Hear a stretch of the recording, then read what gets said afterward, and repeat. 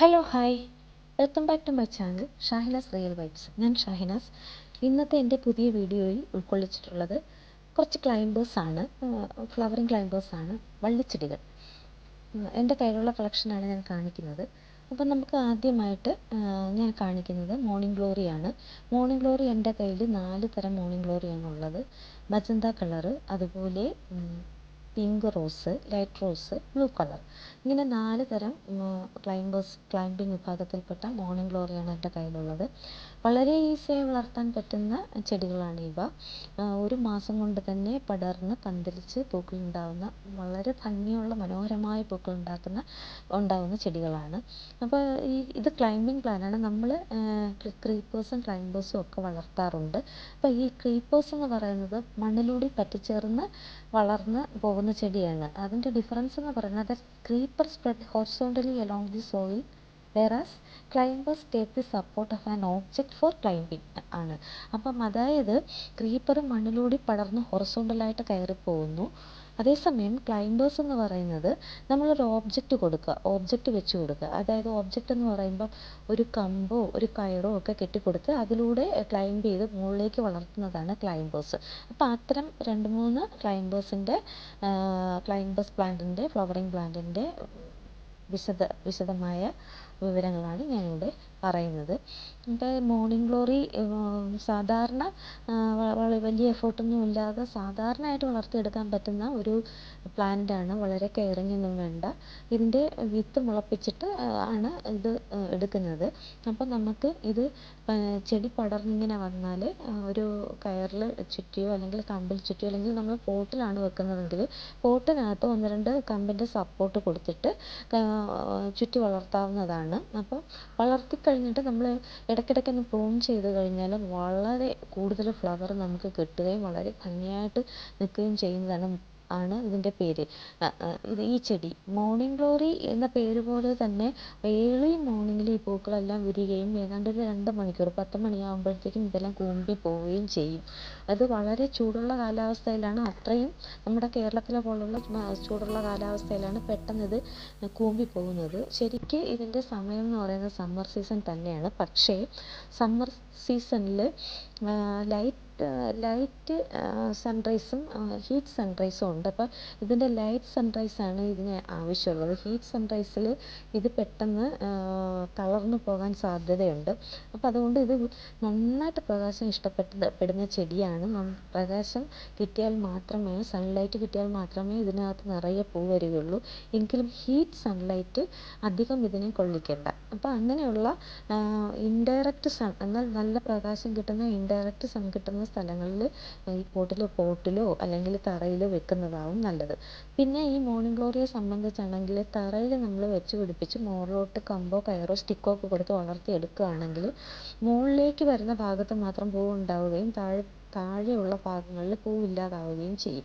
അങ്ങനെയാണ് ഇതിൻ്റെ ഒരു രീതി. അതേസമയം നമ്മൾ പോട്ടിലേക്ക് വെക്കുകയാണെങ്കിൽ ഇത് പോട്ടിൽ നിന്ന് വെച്ചിട്ട് നമ്മൾ അത് വളർന്നു വരുമ്പോൾ അല്പം ഒന്ന് കട്ട് ചെയ്ത് കൊടുത്തു കഴിഞ്ഞാൽ അവിടെ നിന്ന് ഒരുപാട് ബ്രാഞ്ചസ് ഉണ്ടാകും. അത് വീണ്ടും താഴേക്ക് വളരുകയും അങ്ങനെ ചെയ്താൽ നല്ല ബുഷിയായി നിൽക്കുകയും ചെയ്യുന്ന ഒരു പ്ലാന്റാണ്.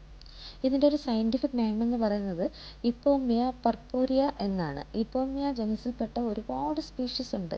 കോമൺ ആയിട്ടും പിന്നെ ടോളായിട്ട് വരുന്നതും പിന്നെ പർപ്പിൾ കളർ തുടങ്ങിയ, അതുപോലെ ഹൈബ്രിഡ് പോലുള്ള നമ്മുടെ rose colour, pink rose, blue colour, violet colour എന്നിങ്ങനെ ഒരുപാട് കളറിലുണ്ട്.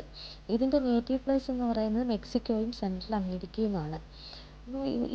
ഈ മോർണിംഗ് ഗ്ലോറി എന്ന് പറയുമ്പോൾ തന്നെ ഈ പൂക്കൾക്കകത്ത് ഓരോ പൂവിനകത്തും അതിന് അനുസരിച്ചിട്ടുള്ള ഓരോ ഷെയ്ഡ് അതിൻ്റെ അകത്തുണ്ടാകും. അതിങ്ങനെ ചെറിയ ലൈറ്റ് ഇങ്ങനെ കത്തിച്ച് വെച്ചതുപോലെ, ദീപം ഇങ്ങനെ കത്തിച്ച് വെച്ചതുപോലെ അത്ര മനോഹരമാണ് ഇതിനകത്തുള്ള ആ പുള്ളികളും പിന്നെ ലൈറ്റായിട്ടുള്ള ആ കളർ നമുക്ക് കാണുന്നത്. അതുപോലെ തന്നെയാണ് ഇതിൻ്റെ പിങ്ക് പൂ എടുത്താലും പിന്നെ ബ്ലൂ പൂ എടുത്താലും വയലറ്റ് ഫ്ലവർ എടുത്താലും ഒക്കെ അങ്ങനെയാണ് കാണുന്നത്. അപ്പോൾ ഇതിൻ്റെ പ്രൊപ്പഗേഷൻ എങ്ങനെയെന്ന് പറഞ്ഞാൽ ഈ ചെടി ഒരു പെരനിയൽ ചെടിയാണ്, അതായത് വാർഷിക ആനുവൽ ചെടിയാണ്.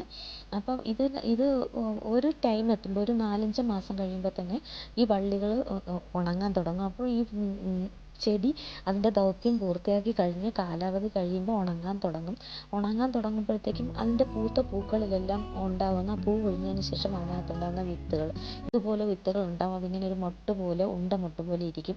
അതിങ്ങനെ ഉണങ്ങിക്കഴിയുമ്പോൾ നമ്മളെടുത്തിട്ട് അതിൻ്റെ പ്രൊപ്പഗേഷൻ അങ്ങനെയാണ് ചെയ്യുന്നത്. പിന്നെ ഒരു ചട്ടിയിലോ ഒരു കവറിനകത്തോ മണ്ണ് നിറച്ച് അത് പാകുക. ഇത് 2 ദിവസം കൊണ്ട് തന്നെ മുളച്ച് മുകളിലേക്ക് വരും. അപ്പോൾ അതിനെ നമ്മൾ പാകിയെടുത്ത് വേറെ ചട്ടികളിൽ മാറ്റി.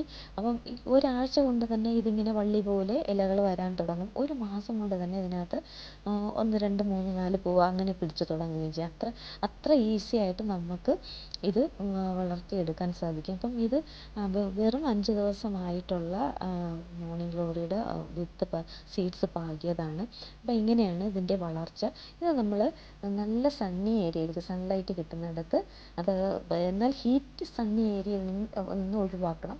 സൺലൈറ്റ് നന്നായിട്ട് കിട്ടുകയും വേണം. എന്നാൽ സമ്മർ സീസണിൽ ഭയങ്കര ചൂടിന് സഹിക്കാൻ പറ്റത്തില്ല. അപ്പോൾ സമ്മർ സീസണിലാണ് നിറയെ പൂവിടുന്നതെങ്കിലും ഭയങ്കര ചൂടൊന്നും ഇതിന് സഹിക്കാൻ പറ്റത്തില്ല. അപ്പം നല്ല സണ്ണി ഏരിയയിൽ വെക്കണം. അതുപോലെ തന്നെ ഇതിന് വാട്ടറിങ് നന്നായിട്ട് കൊടുക്കണം. അതുപോലെ നന്നായിട്ട് വാർന്നു പോകുന്ന വാട്ടറിങ് ആയിരിക്കണം. ഇതിന് ചട്ടിയിലാണ് നമ്മൾ പോട്ടിലാണ് ഇതിനെ വെക്കുന്നതെങ്കിൽ നമ്മൾ അതുപോലെ രാവിലെയും വൈകുന്നേരവും വെള്ളം ഒഴിച്ച് കൊടുക്കണം. അപ്പോൾ നിറയെ പൂക്കുന്നൊരു ചെടിയാണ്. അങ്ങനെയാണ് ഇത് പ്രൊപ്പഗേറ്റ് ചെയ്യുന്നത്. അപ്പോൾ ഇത് നിങ്ങൾ വളർത്തി നോക്കുക. രണ്ടാമത്തെ എൻ്റെ ചെടി എന്ന് പറയുന്നത് സൈപ്രസ് വൈനാണ്. ഇതും എനിക്ക് ഭയങ്കര ഇഷ്ടമുള്ളൊരു ചെടിയാണ്. ഇതിങ്ങനെ വളരെ നേർത്ത ഒരു തണ്ടിലാണ് ഇലകളിങ്ങനെ വരുന്നത്. ഈ ഇലകൾ തന്നെ കാണാൻ ഭയങ്കര ഭംഗിയാണ്. പൂവിനേക്കാളും ഇലകളോട് നമുക്ക് ഇലകൾ കാണുമ്പോൾ തന്നെ നല്ലൊരു ഭയങ്കര ഒരു ഇഷ്ടം തോന്നും. അപ്പോൾ ഈ ഇലകളൊക്കെ ഈ ബ്രൈഡൽ ബൊക്കയിലൊക്കെ ഉപയോഗിക്കാറുണ്ട്. അപ്പോൾ ഇതിൻ്റെ പൂക്കളാണെങ്കിൽ ഇങ്ങനെ നക്ഷത്രം വാരി വിതറിയ പോലെയാണ് ഇരിക്കുന്നത്. ഇതും ഇതേപോലെ തന്നെ മോർണിംഗ് ഗ്ലോറി ഫാമിലി പെട്ടതാണ്. അപ്പോൾ ഇതിനെ ഇങ്ങനെ നമ്മൾ സംരക്ഷിക്കുകയാണെങ്കിൽ മോർണിംഗ് ഗ്ലോറിക്ക് ചെയ്യുന്ന പോലെയുള്ള സംരക്ഷണമാണ്. ഭയങ്കര കെയറിങ് ഒന്നും വേണ്ട. അല്പം ജൈവവളം കൊടുക്കുക. സാധാരണ കെയറിങ് മതി. മോർണിംഗ് ഗ്ലോറിയെ പോലെ തന്നെയാണ്. രാവിലെയും വൈകിട്ടും വെള്ളം ഒഴിക്കുക. നല്ല സണ്ണി ഏരിയയിൽ വെക്കുക. പടർത്തി വിട്ട് കൊടുക്കുക. മോർണിംഗ് ഗ്ലോറിയെ പോലെയുള്ള ഒക്കെ കാര്യങ്ങളാണ് ഇതിനും ചെയ്യുന്നത്. അപ്പോൾ ഇതിൽ നിറയെ പൂ പിടിക്കും. അതുപോലെ തന്നെ ഇത് പൂ പിടിച്ച ശേഷം ഇതിനകത്ത് ഇതുപോലെ ഉണങ്ങിയ വിത്തുകളുണ്ടാവും. ആ വിത്ത് പൊട്ടിച്ച് നമുക്ക് സൈപ്രസ് വൈൻ്റെ തൈകൾ പ്രൊപ്പഗേറ്റ് ചെയ്തെടുക്കാം. വളരെ ഭംഗിയുള്ളൊരു ചെടിയാണ്. പിന്നെ ഇതിൻ്റെ തന്നെ ഇതാണ് കോമൺ ആയിട്ട് കാണുന്ന റെഡ് പൂക്കളുള്ളവയാണ് കോമൺ ആയിട്ട് കാണുന്ന സൈപ്രസ് വൈൻ. അതിൻ്റെ കൂടെ തന്നെ റെയറായിട്ട് പിങ്ക് സൈപ്രസ് വൈനും വൈറ്റ് സൈപ്രസ് വൈനും കാണുന്നുണ്ട്. എന്നാലും നമ്മുടെ നാട്ടിൽ കൂടുതലായിട്ട് കാണുന്നത് റെഡ് തന്നെയാണ്. അപ്പോൾ ഇതിൻ്റെ മെച്യൂർ ആകുമ്പം ഈ ചെടിക്ക് ഇങ്ങനെയുള്ള പൂക്കൾ പൊഴിഞ്ഞിട്ട് ഈ കാണുന്ന പോലെയുള്ള വിത്തുകൾ ഉണ്ടാകും. അപ്പോൾ ആ വിത്തുകൾ ഉപയോഗിച്ചിട്ടാണ് നമ്മൾ അടുത്ത തൈ ഉണ്ടാക്കിയെടുക്കുക. ഇതിനെ പൊട്ടിച്ചെടുത്തിട്ട് ഉണങ്ങുമ്പോൾ ഇതിനെ പൊട്ടിച്ചെടുത്തിട്ട് നമ്മൾ ഈ പറയുന്ന പോലെ പോട്ടിലോട്ട് ഇട്ട് നമുക്കിതിൻ്റെ തൈകൾ വളർത്തിയെടുക്കാം. പിന്നെ ഒരു കാര്യം എന്ന് പറഞ്ഞാൽ ഒരു തൈ നമുക്ക് മെച്യൂറായി വളർന്നു കഴിഞ്ഞാൽ നമ്മൾ ഇനി വിത്ത് സൂക്ഷിച്ചില്ലെങ്കിൽ പോലും അവിടെയായിട്ട് വർഷകാലം വരുമ്പോൾ ഇതിൻ്റെ തൈകൾ ഇങ്ങനെ ആവശ്യം പോലെ പൊടിച്ചു വരും. അപ്പോൾ ഇതാണ് ഇതിൻ്റെ വിത്ത്. ഇതിനെ പാകി നമുക്ക് തൈകൾ ഉണ്ടാക്കാം. പിന്നെ ഈ വൈനിൽ നിന്ന് തന്നെ പൊട്ടിച്ചും നമുക്ക് കുത്തിവെച്ച് തൈകൾ ഉണ്ടാക്കാം. അപ്പോൾ വളരെ നല്ല ഭംഗിയുള്ള നല്ല ഹെൽത്തി ആയിട്ട് വളർത്തിയെടുക്കുകയാണെങ്കിൽ ഒരുപാട് പൂക്കളുള്ള എന്നാൽ ഒരുപാട് കെയറിങ്ങൊന്നും വേണ്ടാത്ത